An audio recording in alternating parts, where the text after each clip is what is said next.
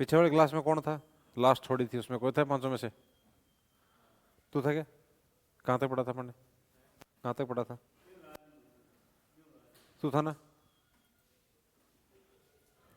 तू भी नहीं था पीछे वाली क्लास में? लास्ट क्लास जियोग्राफी ली वहाँ पे। कहाँ तक पढ़ा था? हो गया स्टार्ट? एक बार रुक जा, 1 मिनट आप, मैं पूछ लेता हूँ उनके बार। माइक ऑन नहीं है?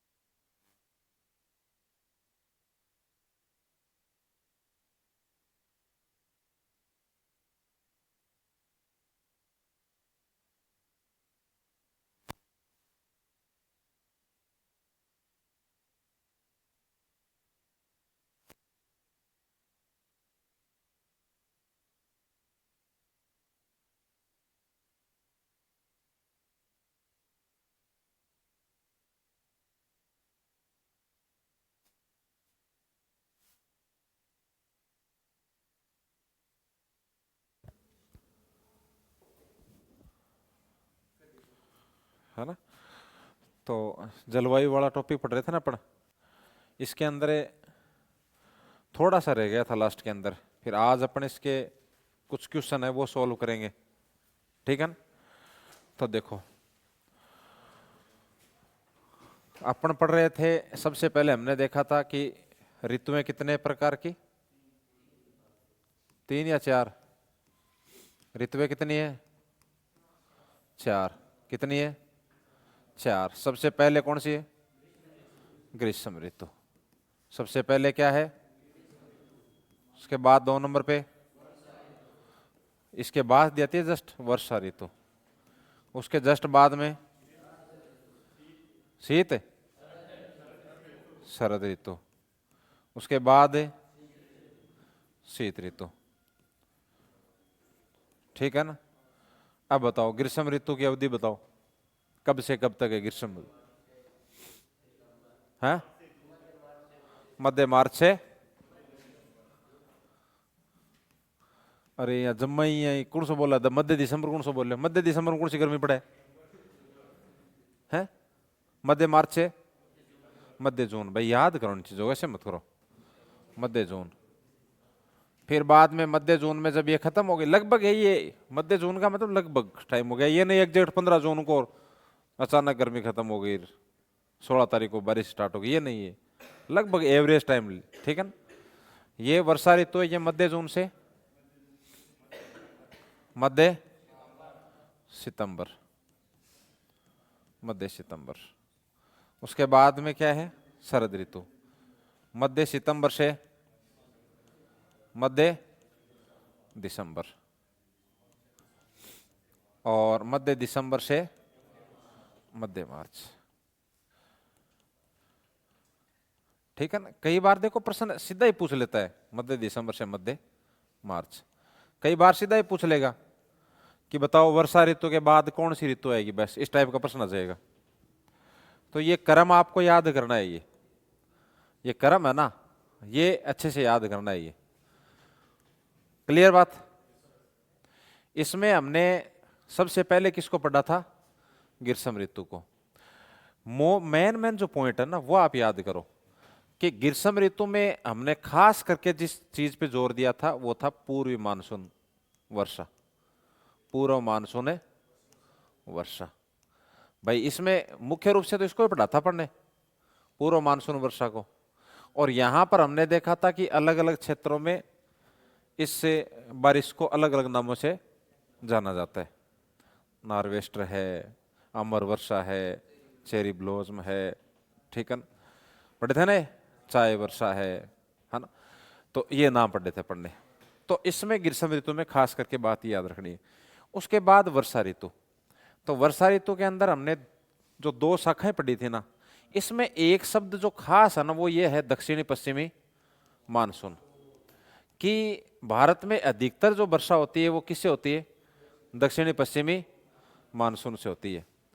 और ये दक्षिणी पश्चिमी मानसून कैसे भारत में बारिश करता है वो प्रोसेस हमने समझी थी कि वर्षा ऋतु में यहाँ पर तापमान उच्च हो जाता है, वायुदाब कम हो जाएगा, हिंद महासागर में उच्च वायुदाब है, हवाएं हमेशा हाई प्रेशर से लो प्रेशर की ओर चलती हैं, और उधर समुद्र के ऊपर से जब वो हवाएं आती हैं तो नमी को साथ में लेके भारत की तरफ आती है, और भारत के स्थलीय भाग के जो ऊंचे भूभाग हैं जैसे पर्वत है उनसे टकरा कर अपने यहाँ पर बारिश करवाती है।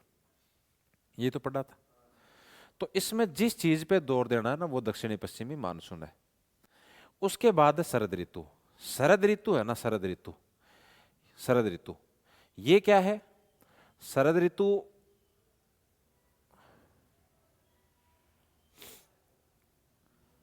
शरद ऋतु क्या है, मानसून का लौटना, मानसून का लौटना।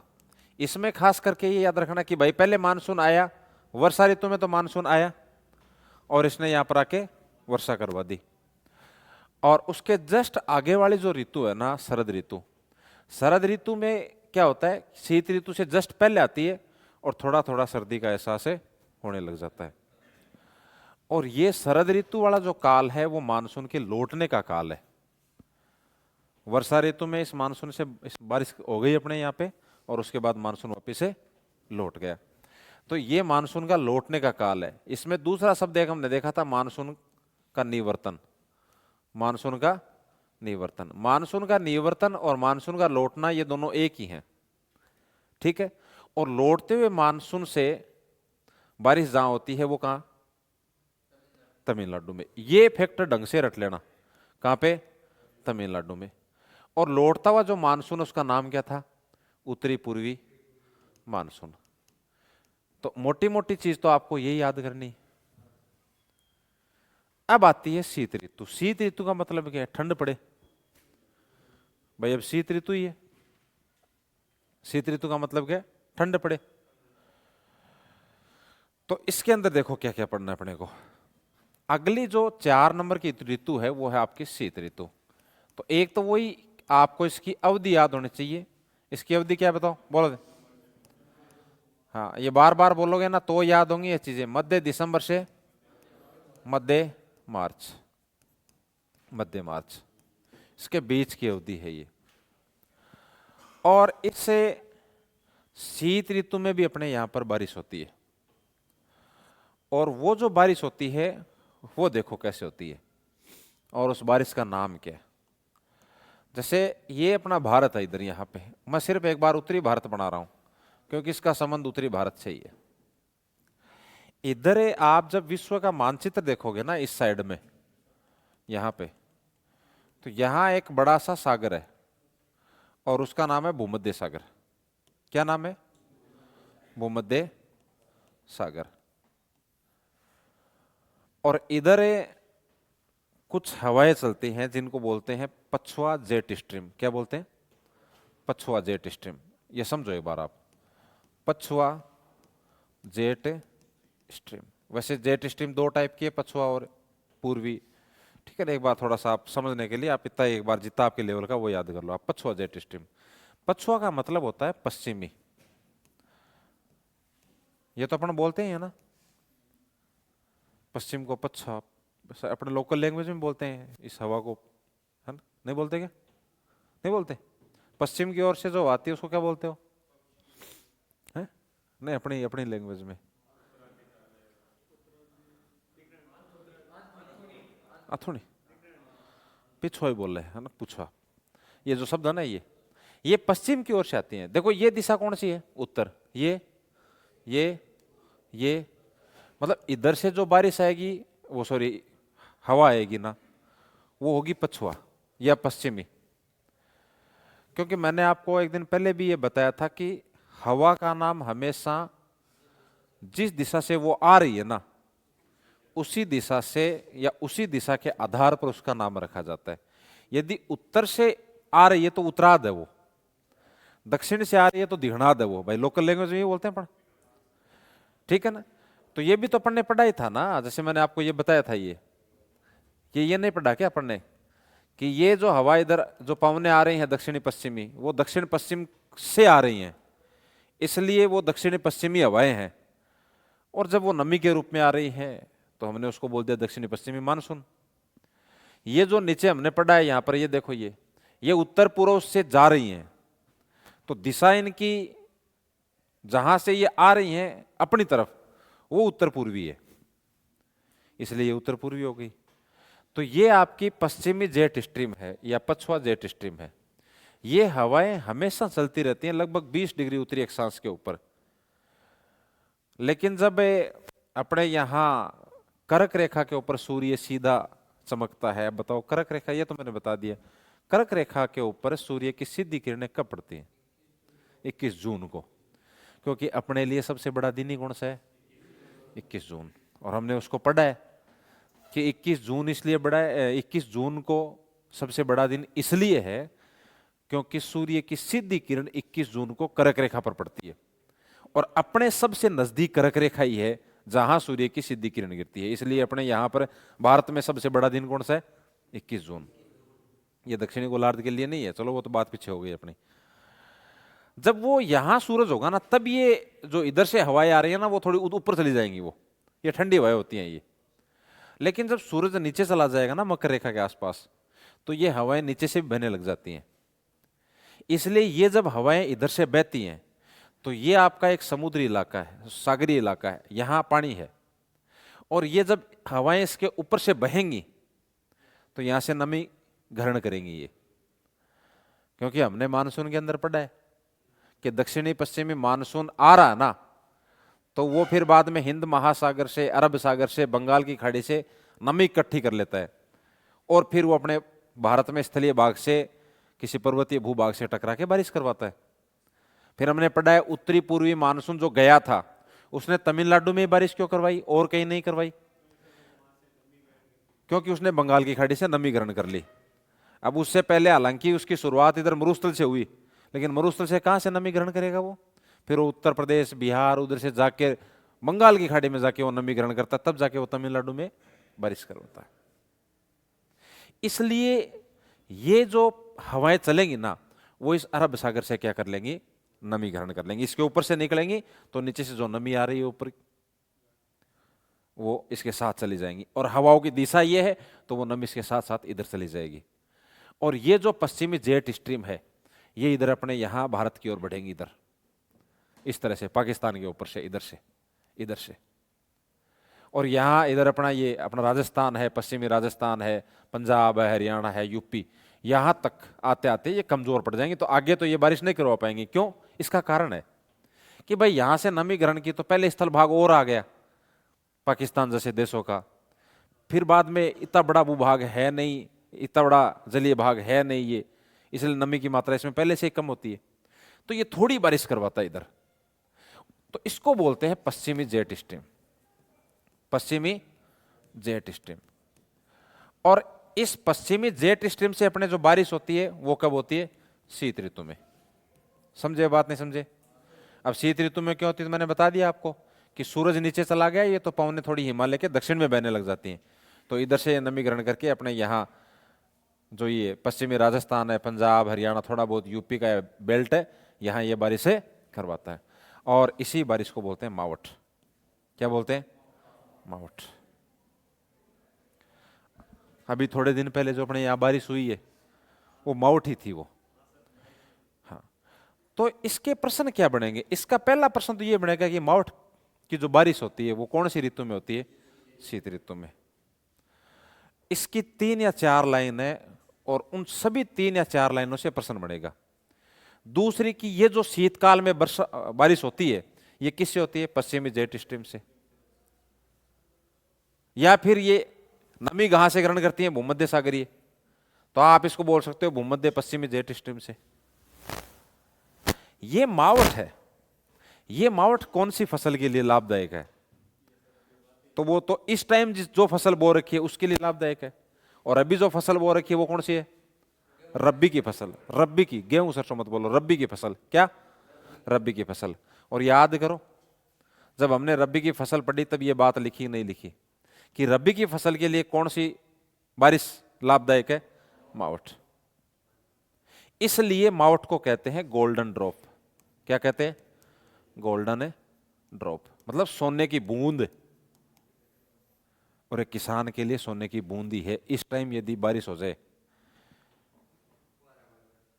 फुहारे की बात नहीं होती है, बारिश का जो पानी होता है और जो अंडरग्राउंड वाला जो वाटर होता है ना, कुएं का पानी होता है, उन दोनों में फर्क होता है, शायद आप जानते होंगे। ये पानी अच्छा होता है बारिश वाला पानी, ये फसलों के ज्यादा लगता है, जल्दी ग्रोथ करता है, ठीक है ना, इसलिए इसको गोल्डन ड्रॉप। तो हर चीज से प्रश्न कि कौन सी बारिश को गोल्डन ड्रॉप के नाम से जाना जाता है? मावठ। मावठ कौन सी फसल के लिए लाभदायक है? रब्बी। मावठ कौन सी ऋतु में होती है? शीत। मावठ कौन सी हवाओं से या कौन से मानसून से होती है? सॉरी, पश्चिमी जेट स्ट्रीम से। तो ये 2-4 लाइनें सीधी सीधी लिखो आप। फिर बाद में टॉपिक कंप्लीट हो गया, फिर वापस क्या आ गई? इसके बाद में शीत ऋतु के बाद में क्या आ गई? वापस क्या आ गई? तो अभी जो क्वेश्चन है कुछ विषय वो करेंगे अपन आज इस टॉपिक के। तो लिखो शीत ऋतु मध्य दिसंबर से मध्य मार्च, मध्य दिसंबर से मध्य मार्च। यहां एक लाइन लिखो, नीचे लिखो भूमध्य सागर से, भूमध्य सागर से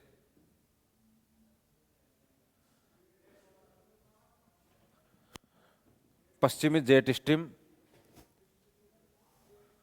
पश्चिमी जेट स्ट्रीम,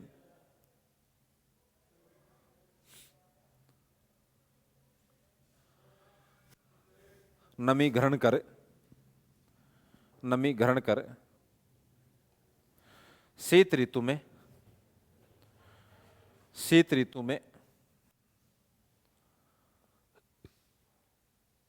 पश्चिमी राजस्थान, पश्चिमी राजस्थान, पूर्वी राजस्थान में इतना फर्क नहीं पड़ेगा क्योंकि बीच में अरावली आ गई, तो ये उधर नहीं जाने देगा। हमने पढ़ा था ना उस दिन कि बंगाल की खाड़ी से जो मानसून आया वो फिर अरावली के उस साइड रह गया, ठीक है, तो ये इधर नहीं जाने देगा भी। और ये तो वैसे भी कमजोर शाखा है, इतना है नहीं, ये कोई नीचे वैसे भी नहीं जाती नहीं है ज्यादा। क्या लिखा? पश्चिमी राजस्थान, पंजाब, हरियाणा, यूपी के कुछ हिस्सों में वर्षा कराती हैं। पंजाब, हरियाणा, यूपी के कुछ हिस्सों में वर्षा करवाती हैं, कुछ हिस्सों में वर्षा करवाती हैं, जिन्हें मावठ कहा जाता है, जिन्हें मावठ कहा जाता है, जिन्हें मावठ कहा जाता है। यह मावठ, यह मावठ है रबी की फसल के लिए लाभदायक है। यह मावठ रबी की फसल के लिए लाभदायक है, जिसे जिसे गोल्डन ड्रॉप के नाम से जाना जाता है, गोल्डन ड्रॉप के नाम से जाना जाता है।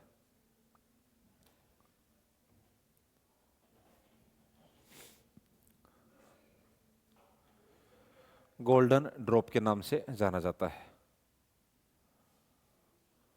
ओके, गोल्डन ड्रॉप के नाम से जाना जाता है।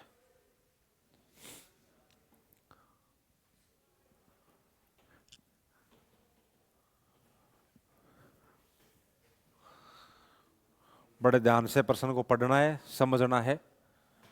पहला प्रश्न यह है कि निम्नलिखित में से किस राज्य में दक्षिणी पश्चिमी मानसून से बारिश नहीं होती है। एक तो जो बारिश, जो शब्द होते हैं ना नहीं वाले जो प्रश्नों में, इन पे थोड़ा सा फोकस किया करो। मतलब दक्षिणी पश्चिमी मानसून से किस राज्य में बारिश नहीं होती है? राजस्थान, तमिलनाडु, कर्नाटक या पंजाब? तमिलनाडु। मैंने आपको कल बताया था ये कि ये जो भारत है आपका, ये हवाएं जो आ रही हैं, ये मानसून आपका कौन सा? दक्षिणी पश्चिमी मानसून। ये दक्षिणी पश्चिमी मानसून आगे जाके कितने भागों में बट गया? कितनी शाखा है इसकी? दो। एक शाखा तो इधर जिसका नाम क्या है? अरब सागर की, अरब सागर की शाखा, ठीक है। उसके बाद में, अच्छा ऐसे कैसे हो रहा है, चलो। उसके बाद में इसकी दूसरी शाखा क्या है?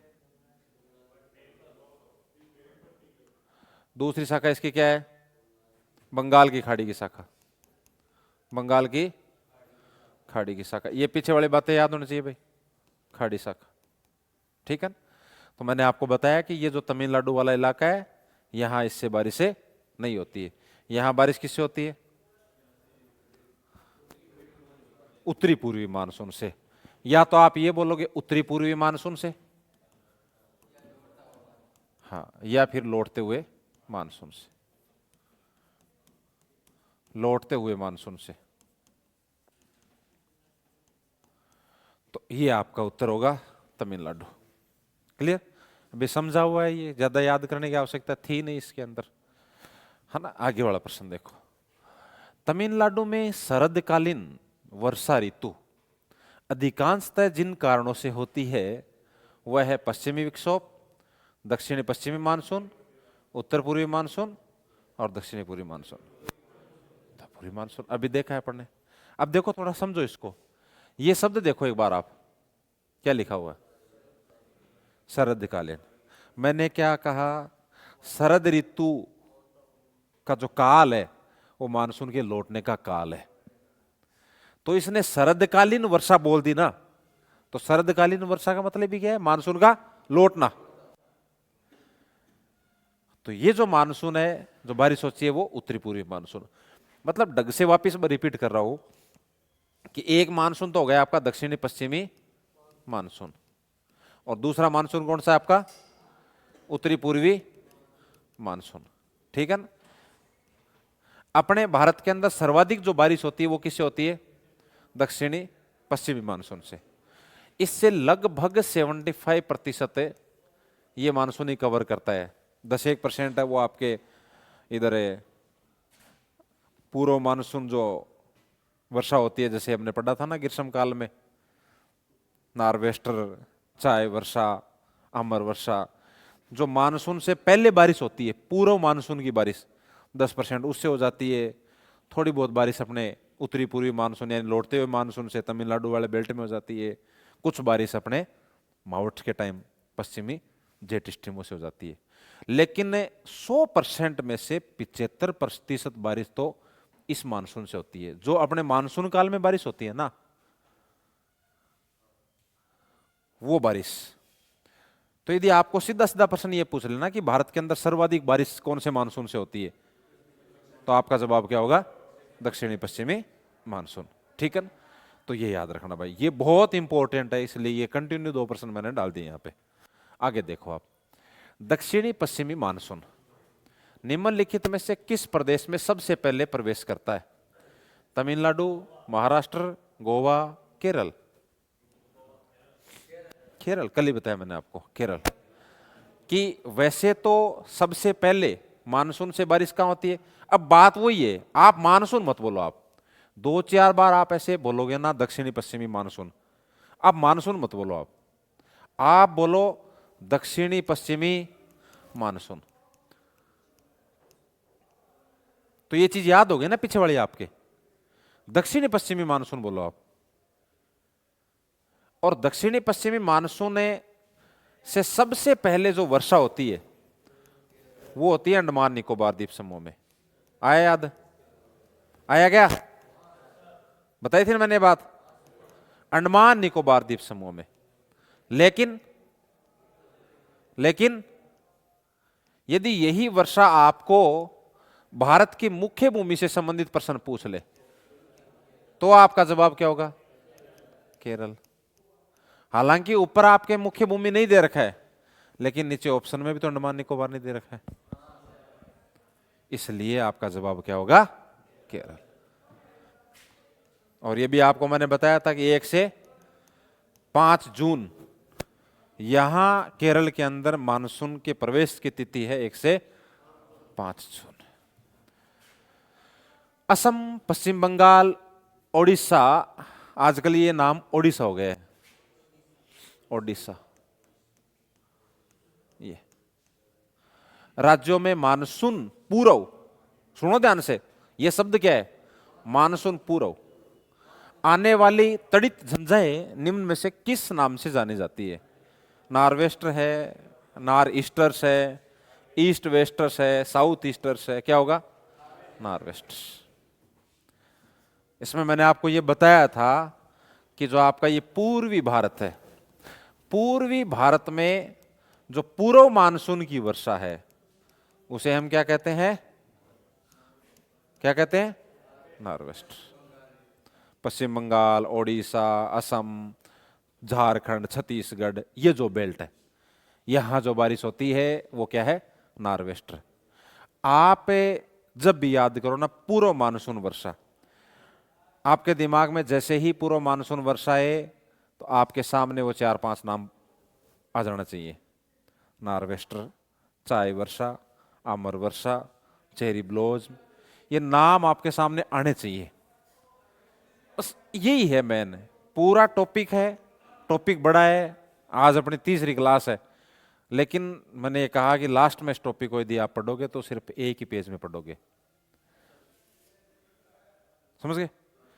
ठीक, आगे देखो फिर क्या है। भारत के उत्तर पश्चिमी भाग में, अब दिमाग में थोड़ा चलना चाहिए, भारत के उत्तर पश्चिमी भाग में शीतकालीन वर्षा का कारण क्या है? स्थानीय झंझावत, लौटता हुआ मानसून, पश्चिमी विक्षोभ या पूर्वी विक्षोभ? क्या है? सुनो ध्यान से।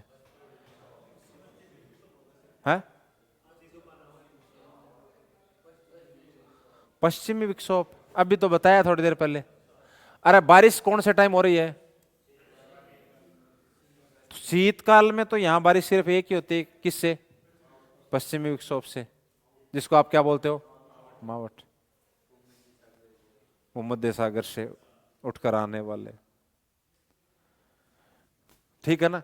फिर उत्तर पश्चिम, मैंने आपको जो राज्य लिखा है वो क्या लिखा है था? अभी देखो इधर, ये क्या है? ये भारत है राजस्थान, पंजाब, हरियाणा, यूपी, ये कौन सा बेल्ट है भारत का? ये कौन सी दिशा है भारत की? उत्तर पश्चिम। राजस्थान भारत के किस दिशा में है? उत्तर पश्चिम। पंजाब किस में है? उत्तर पश्चिम। जम्मू कश्मीर उत्तर, तमिलनाडु दक्षिण,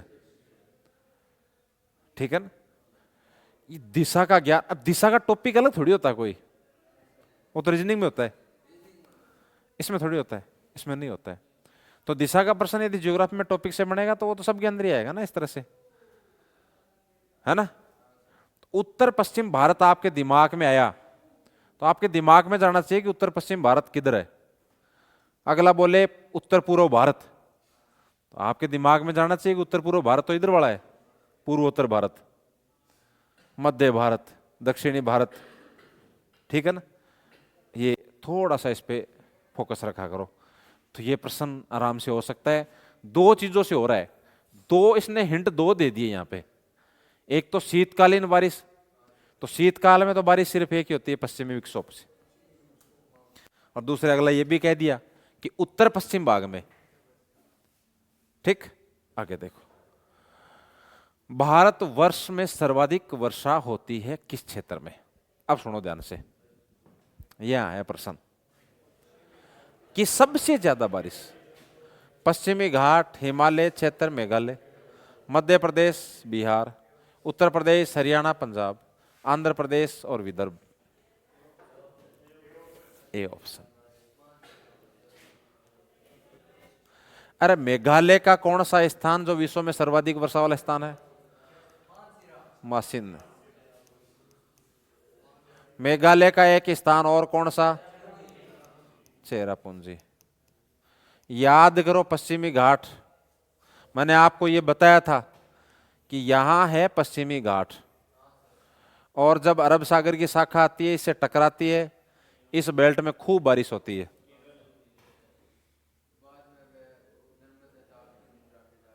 हाँ, ठीक है ना। फिर मैंने ये बताया कि इधर अपने राजस्थान के ऊपर से गुजर के और हिमालय क्षेत्र में यानी उत्तराखंड, हिमाचल प्रदेश, इस बेल्ट में खूब बारिश होती है। तो ये क्षेत्र, यहां भारत में सबसे ज्यादा बारिश होती है। भारत में सर्वाधिक वर्षा प्राप्त करने वाला स्थान मासिन राम। एक चीज मैं आपको और बता दूं कि देखो, मान लो कि ऑप्शन में मासिन राम है,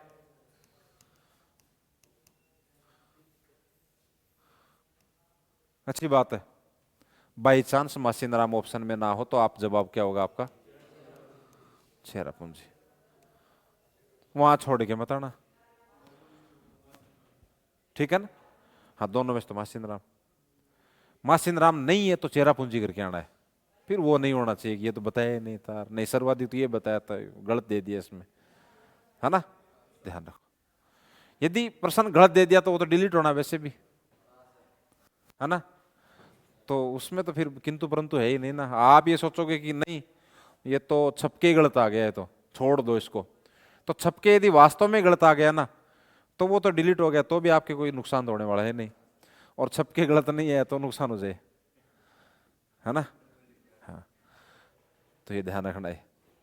आगे देखो, निम्नलिखित में से किस स्थान पर सबसे कम वर्षा होती है? बेल्लारी, जैसलमेर, जोधपुर, लेह। हैं? ले,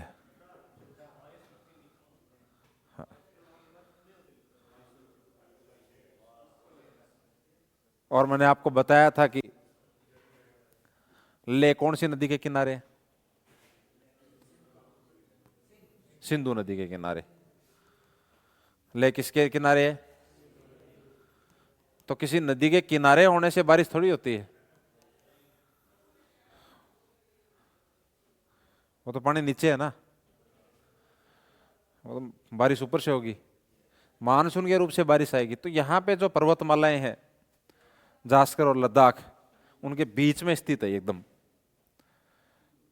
तो वही बात मैंने आपको बताया ना कि पश्चिमी राजस्थान में बारिश क्यों नहीं होती, अरावली है बीच में, अरावली के कारण बंगाल की खाड़ी से बारिश नहीं होती, और इधर अवरोध नहीं है तो बारिश नहीं होती।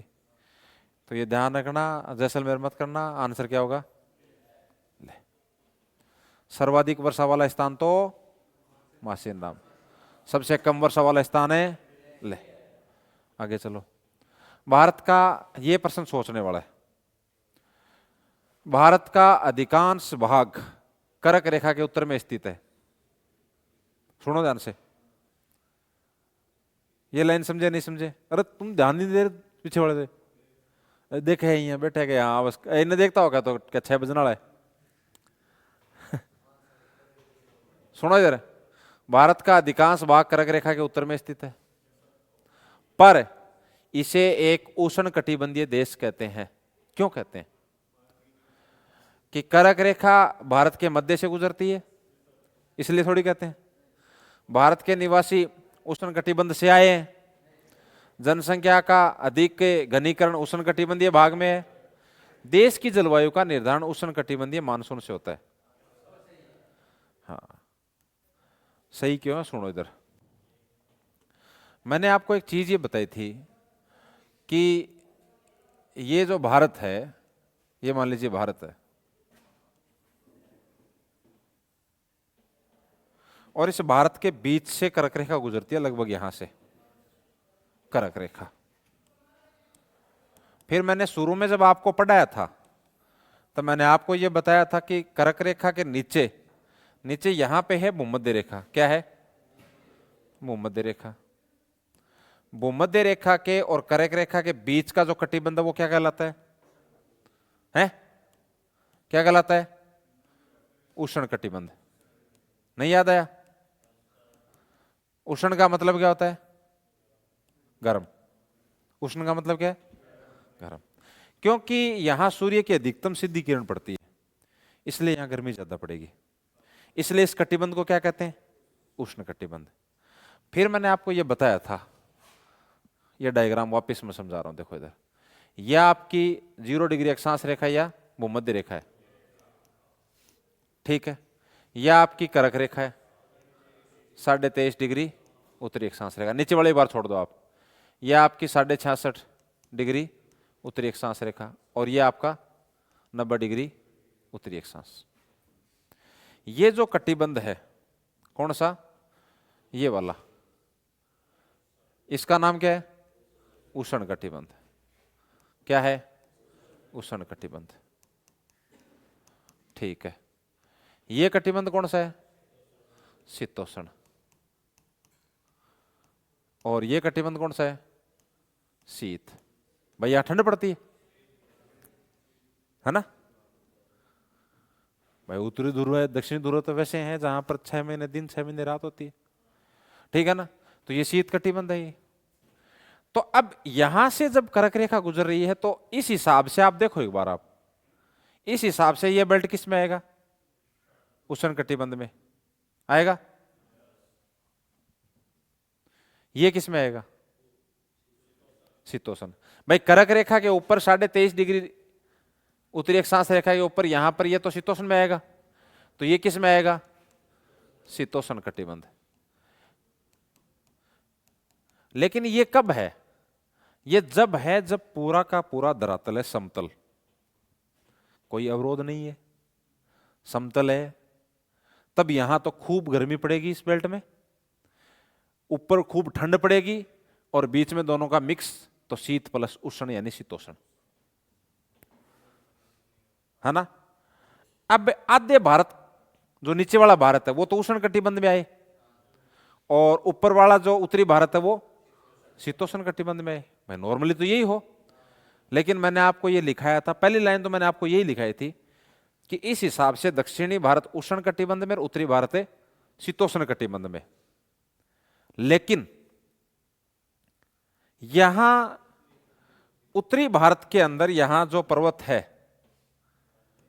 यहां जो पर्वत है जिसका नाम क्या है, हिमालय। इधर भी है ये, चलो अपन भारत में ही लिखते हैं हिमालय।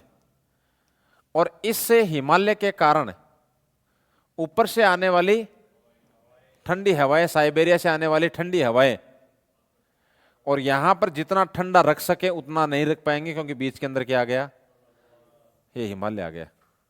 इसलिए यहां उतनी ठंड नहीं पड़ती जितनी पड़नी चाहिए। समझे बात? इसलिए उस ठंड की बजाय यहां पे गर्मी है। इसलिए ओवरऑल यदि पूरे भारत की बात करें एवरेज, तो वहां की जलवायु कैसी है, उष्ण कटिबंधीय। कैसी? जिस हिसाब से हमने इधर लिखा है उस हिसाब से तो आधे भारत में तो उष्ण कटिबंध और आधे भारत में शीतोष्ण कटिबंध, लेकिन पूरे भारत में और एवरेज निकाले तो आपकी उष्ण। किस प्रकार की जलवायु? उष्ण। फिर मैंने एक चीज आपको और बताई थी कि अपना जो भारत है वो दक्षिणी पश्चिमी मानसून पर निर्भर है। अपने भारत में जो बारिश होती है वो दक्षिणी पश्चिमी मानसून से होती है, इसलिए अपने यहां मानसूनी जलवायु है। तो ओवरऑल लास्ट में जो कंक्लूजन निकलेगा वो ये निकलेगा, उष्ण मानसूनी जलवायु। लास्ट में ये लिखा है मैंने कि यदि आपको सीधा सीधा अगला प्रश्न पूछ लेना और पहला ऑप्शन यदि यह है तो आपको इसको टिक करना है। आपको ये पूछ ले, प्रश्न आपको ये दे दे कि भारत की जलवायु है और उसमें से एक ऑप्शन ये है उष्ण मानसूनी जलवायु, तो आपको इसको टिक करना है। तो ये जो प्रश्न था ना अपना, ये कह रहा है कि भाई कर्क रेखा के उत्तर में स्थित भाग है वो इस हिसाब से तो क्या होना चाहिए था, शीतोष्ण कटिबंध में होना चाहिए था, ठंड पड़नी चाहिए थी। लेकिन फिर आगे क्या कहा इसने, पर इसे एक उष्ण कटिबंधीय देश कहते हैं। क्यों कहते हैं? क्योंकि देश की जलवायु का निर्धारण उष्ण कटिबंधीय मानसून से, यानी जो दक्षिण पश्चिमी हवाएं आ रही हैं वो उष्ण कटिबंध से आ रही हैं, गर्मी वाले बेल्ट से आ रही हैं, इसलिए उष्ण कटिबंधीय मानसून। ये लिखा था, ये इसका उत्तर होगा। आगे देखो, यद्यपि भारत का केवल दक्षिणी भाग उष्ण कटिबंध में स्थित है। सुनो ध्यान से, क्या कहा इसने, भारत का केवल दक्षिणी भाग उष्ण कटिबंध में स्थित है। यह लाइन समझ में आ गई है? आगे सुनो, तथापि अच्छा वो तो प्रश्न हाँ अलग है। तथापि संपूर्ण भारत की जलवायु उष्ण कटिबंधीय है। इसका कारण क्या है? मानसून भारत के प्रभाव के अंतर्गत आता है। भारत के उत्तर भाग की स्थिति महाद्वीपीय, देश के मध्य भाग में कर्क रेखा गुजरती है। ऊंची हिमालय पर्वत श्रेणियां उत्तरी ठंडी हवाओं से हमारी रक्षा करती है। क्या होगा? डी। क्या होगा? डी। यह होगा इसका उत्तर। साइबेरिया से आने वाली जो ठंडी हवाएं हैं उनको रोक लेती है, इसलिए उतनी ठंड नहीं पड़ती जितनी पड़नी चाहिए। इस कारण ओवरऑल उष्ण कटिबंध है। क्लियर बात? चलो, भारत में औसत वर्षा ये हमने लिखा नहीं है, लिखना है आपको। 118 सेंटीमीटर लिख लो। भारत की औसत वार्षिक वर्षा ऐसे लिखो, भारत में औसत वार्षिक वर्षा। सीधा सीधा प्रश्न पूछ लेगा, पूरा टॉपिक पढ़े ये ना मिले जवाब तो गड़बड़ हो जाएगी ना। 118 सेंटीमीटर औसत का मतलब पूरे भारत के औसत का मतलब है, कहीं कम है कहीं ज्यादा है, लेकिन एवरेज निकालेंगे, औसत निकालेंगे तो 118 आएगा। पश्चिमी राजस्थान में जाओगे तो वहां 20-30 सेंटीमीटर मिलेगी, है ना। उधर आप जाओगे मेघालय के अंदर खूब 1200 सेंटीमीटर, एवरेज निकलेगा वो 118। कितने? निम्नलिखित में से भारत के किन क्षेत्रों में 200 mm वर्षा होती है? सेंटीमीटर है ये, ठीक है ना। केरल, तमिलनाडु, कर्नाटक, जम्मू कश्मीर, पश्चिम बंगाल, उड़ीसा, बिहार, असम, मणिपुर, त्रिपुरा, कौन सा बेल्ट है ये? एक तो इसको काट लेना, यहां लिखना सेंटीमीटर। क्या होगा इसका जवाब? है सी या डी? इस बेल्ट में होगी ना, असम, मणिपुर, त्रिपुरा, मेघालय, इसमें खूब बारिश होती है। भाई ये लोकेशन पता होनी चाहिए ना, तो जवाब दे सकते हो ना आप। हाँ, मेघालय है नहीं इसके अंदर, पास पास में ये मासीनाथ मेघालय में है ना। देखो इधर, आम्र वर्षा क्या है? आम की बौछार? नहीं, तो आम का टपकना। तो बिहार और बंगाल में मार्च और अप्रैल में होने वाली वर्षा, आम की फसल। इधर ऑप्शन गलत दे दिया है ना। नहीं, बारिश तो ये है, लेकिन ये गलत दिख दिया ना, बिहार बंगाल। यहाँ क्या होता? केरल, तमिलनाडु, कर्नाटक, ठीक है ना। दक्षिणी भारत, चलो ये लिख लेना। ग्रीष्म काल में आने वाले तूफानों को निम्नलिखित में से किस राज्य में काल बैसाखी के नाम से जाना जाता है? पंजाब, हरियाणा, राजस्थान, पश्चिम बंगाल। पश्चिम बंगाल।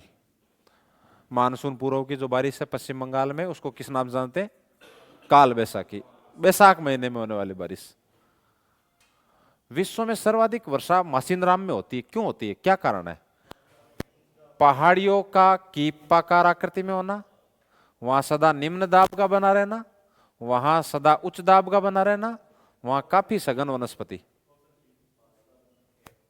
बताओ दे। हाँ, बताई थी मैंने बात, याद करो, डायग्राम भी बनाया था मैंने। हाँ, बताया था मैंने। गारो, खासी, जयंतियां, इन पहाड़ियों की आकृति कैसी है? कीपाकार। कीप होता ना तेल डालने वाला, उस तरह से। तो एक बार भाई तेल उसके अंदर एक बार यदि चला गया तो फिर निकलता नहीं है ना, तभी तो लगाते हैं ना वो, कीमा बोलते हैं उसको आप।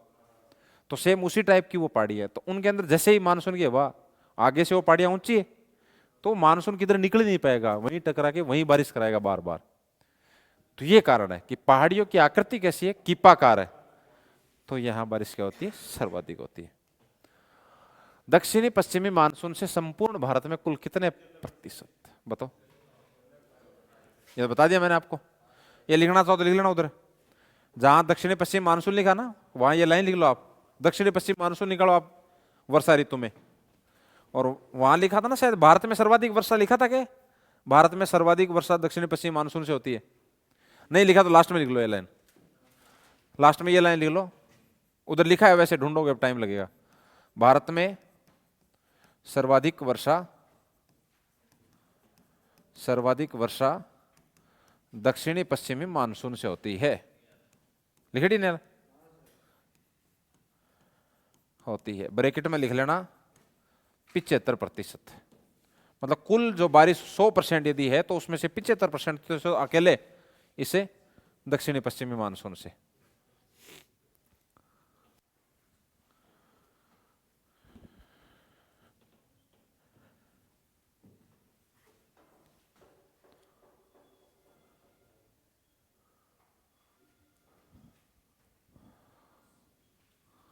हो गया, चलेंगे।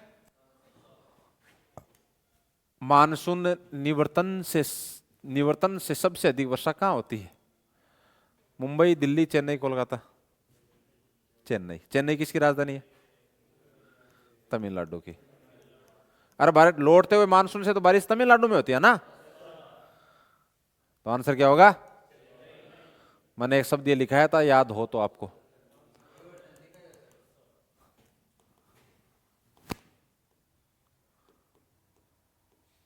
कहां गया वो? ये देखो, ठीक है ना। तो ये शब्द कुछ रट लेना है, ये फिक्स है ये।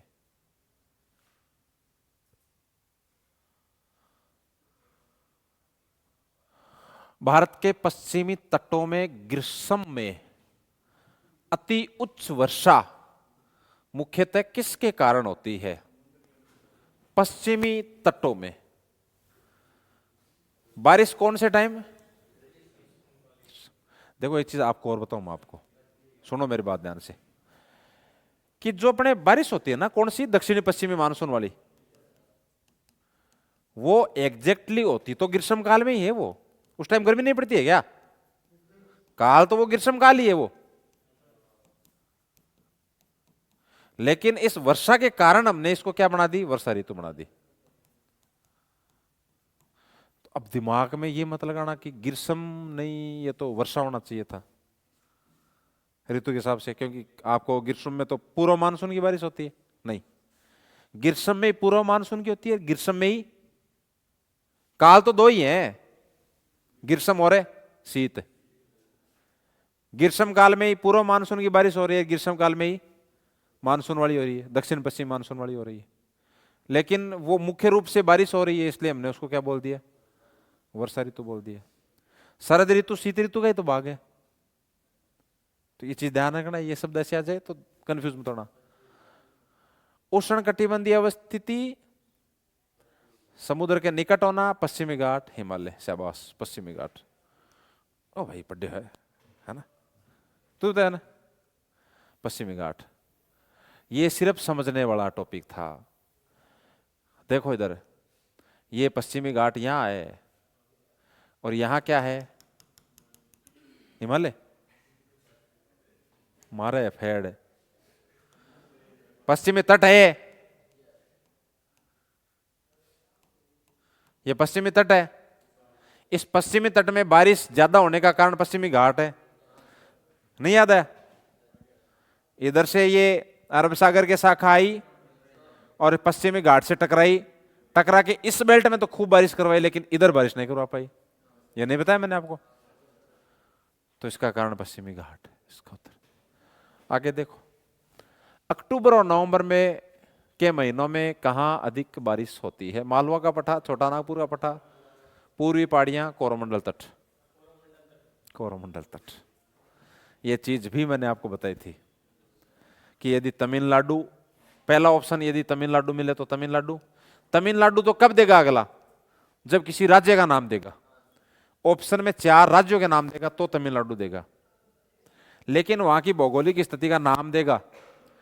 तो तमिलनाडु का जो पूर्वी तट है जहां बारिश होती है, वो तट क्या कहलाता है? कोरोमंडल तट। वो क्या कहलाता है? कोरोमंडल तट। ऑप्शन में आपको कोरोमंडल तट दे देगा, आपको मालाबार तट दे देगा। मालाबार तट कहां है? मालाबार तट है पश्चिमी तट पर। भौतिक प्रदेश पुराने वाला तो एक ही है ना, ये है नहीं। और आपको यहां कोंकण तट दे देगा, कन्नड़ तट दे देगा, इस तरह से ऑप्शन दे देगा। तब आपको जवाब क्या करना पड़ेगा? कोरोमंडल तट। और थोड़ी देर पहले क्या दिया शब्द? चेन्नई। स्थान दे दिया, तो फिर उसने स्थान ही स्थान दिए ऑप्शन में। मुंबई, दिल्ली, चेन्नई, कोलकाता। तमिलनाडु दिया, वहां पे क्या दिए? राज्य राज्य दिए। और जब ये स्थान क्षेत्र देगा, भौगोलिक क्षेत्र देगा, तो फिर इसी तरह से नाम दे देगा आपको। तो ये तो ढंग से रट लेना आप। उत्तरी पूर्वी मानसून, लौटता हुआ मानसून, मानसून का निवर्तन बंगाल की खाड़ी से नमी ग्रहण करेगा, तमिलनाडु में बारिश करवाएगा, चेन्नई में बारिश करवाएगा और कोरोमंडल तट पर बारिश करवाएगा। आगे देखो, भारत के किस राज्य में जाड़े के मौसम में, जाड़ा का मौसम क्या होता है? सर्दी, है ना? तो जाड़े के मौसम में बारिश कहां होती है? हैं? केरल, तमिलनाडु, पश्चिम बंगाल, ओडिशा। तमिलनाडु। ये जाड़ा वो शरद ऋतु के लिए है वो, ठीक है ना? जाडो पड़न लाग गए क्या कर वो जाडो में वो। भारत के पश्चिमी समुद्री तट पर वर्षा किस मानसून से होती है? चलो ये बताओ, आप ही बताओ। भारत के पश्चिमी समुद्री तट पर वर्षा किस मानसून से होती है?